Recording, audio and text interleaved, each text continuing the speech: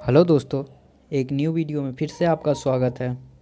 दोस्तों, इस वीडियो में हम देखेंगे इन्वर्स सर्कुलर फंक्शन, इसी को बोलते हैं आईसीएफ। दोस्तों, ये 12th का बहुत ही कंसेप्चुअल टॉपिक है। इस टॉपिक में दोस्तों देखेंगे डोमेन और रेंज से ही ये पूरा इन्वर्स सर्कुलर फंक्शन बनता है। ये डिफरेंशिएशन, इंटीग्रेशन, कैलकुलस का ऑल पार्ट में ये ज़रूरत पड़ेगा। ठीक है दोस्तों, चलते हैं, देखते हैं। ये हो गया इन्वर्स सर्कुलर फंक्शन, इसको आईसीएफ से डिनोट करते हैं। Some important point about inverse circular function, इसको आप क्या पढ़ेंगे? Inverse circular function. दोस्तों, inverse function of x equal to sine theta, x equal to sine theta, तो इसको क्या लिख सकते हैं? इसको इस साइड ले आएंगे, इसको इस साइड लाएंगे तो ये क्या होगा? ये अब 1/साइन में नहीं जाएगा, ये इन्वर्स में, ये इस साइड आएगा तो इन्वर्स में जाएगा। ये क्या हो जाएगा? Sine inverse x equal to theta. जैसे यहाँ लिख दिए हैं, ये थीटा यहाँ रह गया और साइन इस साइड गया तो क्या हो जाएगा? Sine inverse x। Theta equal to sine inverse, यही वाला लिखें, theta equal to sine inverse x। इसको read as sine inverse x, इसको हम पढ़ेंगे साइन इन्वर्स x। ठीक है दोस्तों, नोट दैट, याद रखेंगे, inverse circular function is an angle. Inverse circular function क्या होता है? एक एंगल होता है। इन्वर्स सर्कुलर फंक्शन एक एंगल होता है। और कभी भी हम साइन इन्वर्स x को, जैसे यहाँ पे क्या किए थे, x equal to sine theta था, तो थीटा बराबर लिखेंगे, अगर इसको इस साइड लाते हैं तो 1/साइन थीटा कभी नहीं लिख सकते, ये है गलत। तो उसी को लिख दिए हैं नोट में, sine theta not equal to नहीं होगा 1/साइन थीटा। अगर ये इस साइड जाएगा तो बट्टे में नहीं जाएगा, सीधा सिंपली x में जाएगा। या साइन इन्वर्स x को ऐसे नहीं लिख सकते हैं, साइन इन्वर्स साइन x अब पूरा का इन्वर्स, ये गलत है। ठीक है दोस्तों, और इसी को हम एक दूसरे तरीका में साइन इन्वर्स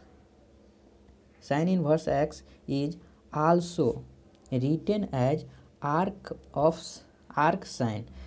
इसी को कहीं साइन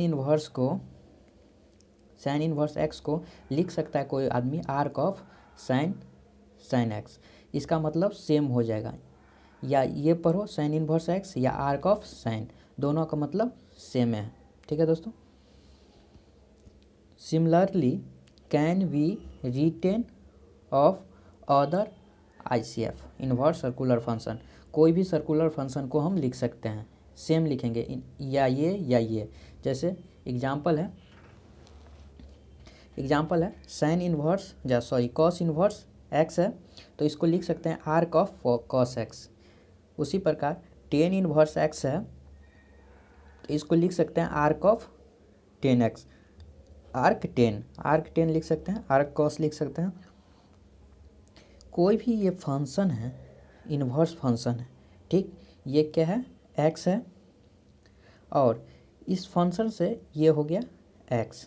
ठीक है, इसको हम बोलेंगे डोमेन। ठीक है, और ये x जो है इसको हम बोलेंगे रेंज। जैसे y इक्वल टू f(x), तो ये y क्या हो गया?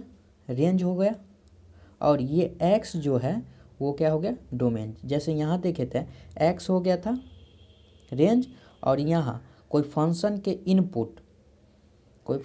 इनपुट है तो वो क्या हो गया? डोमेन। ठीक है, उसी प्रकार इनपुट इज डोमेन। अब देखते हैं इन्वर्स इन्वर्स सर्कुलर फंक्शन में डोमेन और रेंज, ये टॉपिक इसी पे पूरा बेस्ड है। अगर ये टॉपिक ये नहीं हो तो ये टॉपिक नहीं होगा। ठीक है दोस्तों, तो देखते हैं डोमेन और रेंज। टीएफ लिखे हैं ट्रिगोनोमेट्री फंक्शन, और ये लिख दिया inverse circular function ICF into T inverse. इसको हम डिनोट करते हैं टी इन्वर्स से। इसको ट्रिगोनोमेट्री फंक्शन को हम क्या से टी से डिनोट करते हैं, इसको टी इन्वर्स से। ठीक है दोस्तों, ये domain of inverse circular function, value of x, x का वैल्यू यहाँ पे एक्स पढ़े थे ऊपर में एक्स, उसका वैल्यू, ये range of inverse circular function value of theta. ठीक है दोस्तों, अब देखते हैं दोस्तों, इसको हम ग्रुप वाइज में याद रखेंगे। अभी पढ़ेंगे, अभी तुरंत याद होना चाहिए। ठीक है दोस्तों, तो देखते हैं। पहला है साइन थीटा। साइन थीटा मान लो एक्स मान लिए। ठीक है, तो ये साइन इस साइड जाएगा, तो क्या होगा theta into sine inverse of x. इसका डोमेन -1 से 1 तक होता है। ठीक, -1 से 1 तक साइन इन्वर्स एक्स का डोमेन होता है। जैसे इसको लिख सकते हैं हम -1 less than equal to x less than equal to 1, -1 से 1 के बीच। इसको हम मान लो नंबर लाइन है, यहाँ पे -1 है और यहाँ पे 1 है, ये जितना पॉइंट है इसी के बीच इसका डोमेन होगा। ठीक है दोस्तों, उसके बाद अगला देखते हैं cos theta equal to x. ठीक है, तो ये कॉस थीटा इसी साइड लगेगा, कॉस उस साइड जाएगा, तो क्या हो जाएगा इन्वर्स। इसका भी रेंज सेम होता है -1 से 1, -1 से 1, ये दोनों को एक साथ ही याद रखेंगे। ठीक है दोस्तों, इसका डोमेन एक साथ ही याद रखेंगे। उसके बाद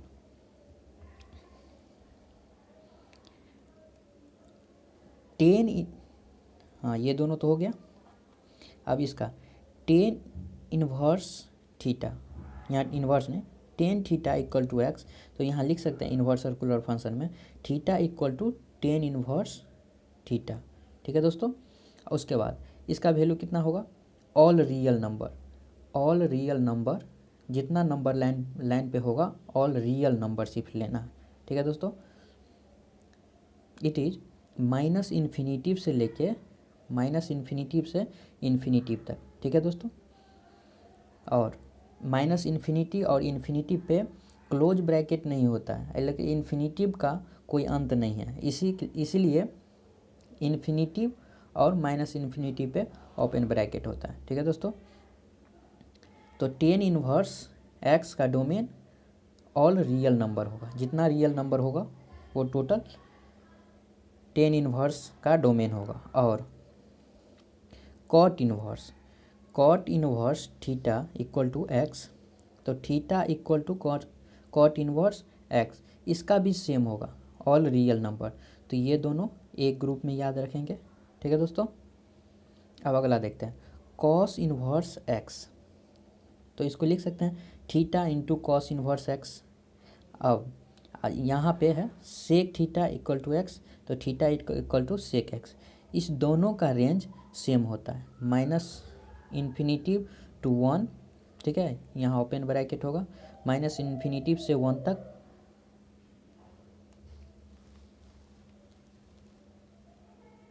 ठीक है दोस्तों, फिर से हम बता रहे हैं यहाँ से tan theta equal to x, theta इस साइड थीटा रह गया, ये उस साइड जाएगा, तो टेन इन्वर्स एक्स, इसका डोमेन रियल होता है। ठीक है दोस्तों, इट इज़ -इन्फिनिटिव से इन्फिनिटी तक होगा।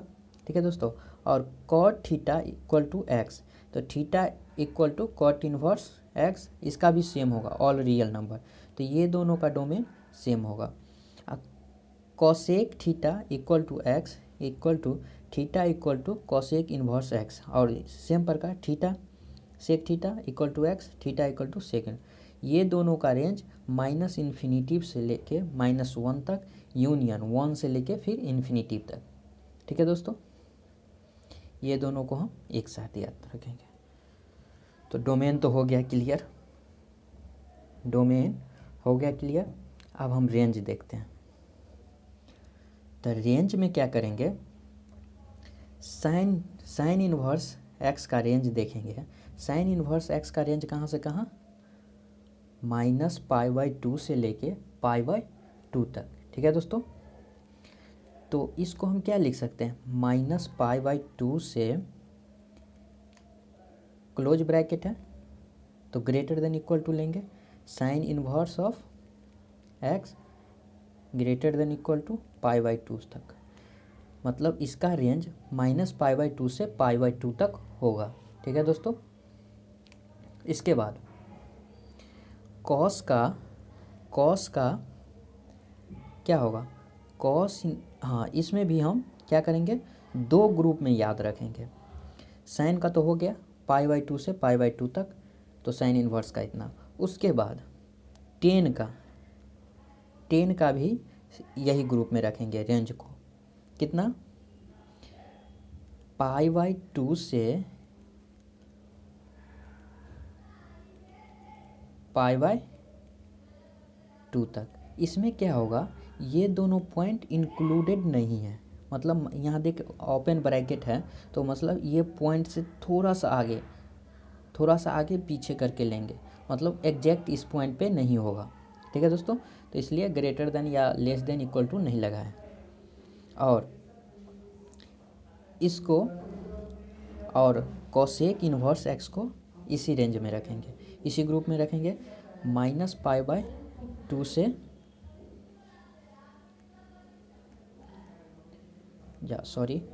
कोसेक इन्वर्स π/2 तक। सिर्फ इसमें इंक्लूडेड क्या चीज़ नहीं रहेगा, इंक्लूड नहीं करेंगे जीरो को, जीरो पर इसका फंक्शन डिफाइंड नहीं होता है। ठीक है दोस्तों, तो ये तीन तो हो गया, तीन हो गया, ये तीनों एक ग्रुप में। ये सिर्फ इस पॉइंट पर इंक्लूडेड नहीं रहेगा, इसका टेन का रेंज और कोसेक का रेंज -π/2 से π/2 तक। इस पे भी फंक्शन डिफाइंड होगा, इस पे भी फंक्शन -π/2 पे और π/2 पे भी फंक्शन डिफाइंड होगा, लेकिन जीरो पे फंक्शन डिफाइंड नहीं होगा। अब एक ग्रुप तो हो गया, सेकेंड ग्रुप देखते हैं। कॉस का रेंज देखेंगे, तो कॉस का रेंज कितना से कितना तक, तो 0 टू क्लोज ब्रैकेट है 0 to cos inverse of x equal to pi तक। इसका रेंज 0 से लेके पाई तक होगा। ठीक है दोस्तों, इसको इस ग्रुप में रखें, इसको इसके ग्रुप में। तो 0 से यहाँ पे ओपन ब्रैकेट है तो इक्वल टू नहीं लगाएंगे, कॉट इनवर्स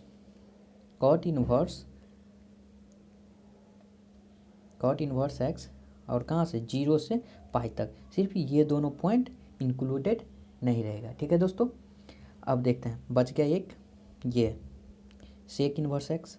तो सेक इनवर्स एक्स का क्या होगा, 0 से यहाँ क्या है क्लोज ब्रैकेट है तो इक्वल टू लगाएंगे, और उसके बाद कॉस सेक इनवर्स एक्स कहाँ तक,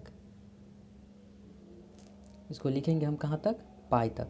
सिर्फ इसमें नोट इंक्लूडेड रहेगा π/2, π/2 पर ये फंक्शन डिफाइंड नहीं होता है। ठीक है दोस्तों, फंक्शन डिफाइंड नहीं होता है। इसके बाद हम इसको एक शॉर्ट फॉर्म में लिख दिए, साइन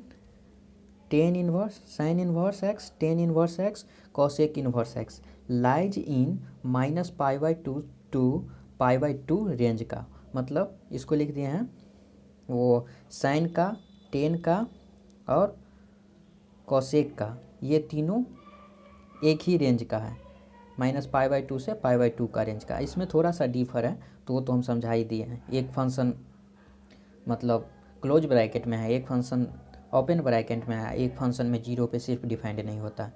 और उसी प्रकार कॉस को भी लिख दिया, कॉस इनवर्स, कॉट इनवर्स और sec inverse lies in 0 to pi range में। ठीक है दोस्तों, अब नेक्स्ट देखते हैं। इसमें देखते हैं, जैसे ये हो गया, ये इन्वर्स फंक्शन, ये हो गया थीटा, ये हो गया एक्स, तो इसको हम क्या बोलते हैं, डोमेन। ठीक है, और इसको हम बोलते हैं क्या, रेंज। तो इस फंक्शन को हम देखेंगे तो ये हमारा क्या हो गया, ये हमारा हो गया रेंज, और ये हमारा हो गया डोमेन। ठीक है, तो अब ये हम देखते हैं साइन का डोमेन कितना से, रेंज कहाँ से कहाँ तक होता है, -π/2 से π/2 तक डोमेन में है, ये डोमेन में है, हाँ ये डोमेन में है, और ये रेंज में है कि नहीं, इसका -1 से 1 तक रेंज होता है। ठीक है, तो ये तो रेंज में भी है, तो ये फंक्शन डिफाइंड है। ठीक है दोस्तों, और देखते हैं सेकेंड क्वेश्चन, साइन पाई, ये फंक्शन साइन का डोमेन में है, डोमेन पहले चेक करते हैं। तो साइन का डोमेन π/2 से -π/2 से π/2 तक। ठीक है, तो ये कितना है, पाई, इस डोमेन में तो नहीं है, तो नॉट डिफाइंड। ठीक है दोस्तों, थर्ड नंबर क्वेश्चन देखते हैं, ये कॉस इनवर्स π/2 = 0, तो इसको हम देखेंगे रेंज में है या नहीं है। इसका रेंज कितना होता है, 0 से पाई, 0 से पाई। ठीक है, तो इसका -π/2 इस रेंज में तो नहीं है, तो function is not defined. x belongs to 0 to pi, लेकिन ये उसमें नहीं है, तो इसलिए फंक्शन डिफाइंड नहीं होगा। उसके बाद नेक्स्ट क्वेश्चन देखते हैं, यहाँ या यहीं, इसका रेंज कहाँ से कहाँ होता है, 0 है, तो इसका रेंज, ठीक है, वो तो रेडियन में रहता है, तो रेंज देखते हैं। यहाँ पे x में है, तो इसको हम क्या देखेंगे, डोमेन। ठीक है, तो x का डोमेन कहाँ से कहाँ तक होता है, -∞ to -1 और यूनियन 1 to ∞। ठीक है, तो ये तो डिफाइंड नहीं होगा। ठीक है, इसी प्रकार देखते हैं सेक इन्वर्स ऑफ x, तो सेक इन्वर्स इसका डोमेन कहाँ से कहाँ तक होगा, डोमेन, सेक इन्वर्स का डोमेन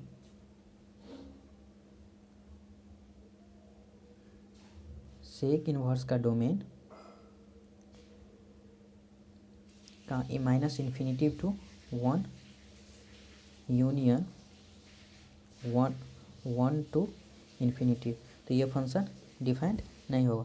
सॉरी दोस्तों, इस क्वेश्चन में गलती कर दिया, इसका डोमेन क्या होता है, ऑल रियल नंबर। इसका डोमेन क्या होता है, ऑल रियल नंबर, तो ये फंक्शन डिफाइंड होगा। इसका -∞ to ∞ ऑल रियल नंबर होता है, तो ये फंक्शन डिफाइंड होगा।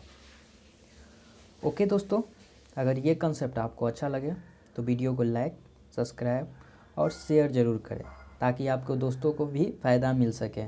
ठीक है दोस्तों, ऐसे ऐसे आपका NCERT कंसेप्ट और NCERT का सलूशन मिलता रहेगा।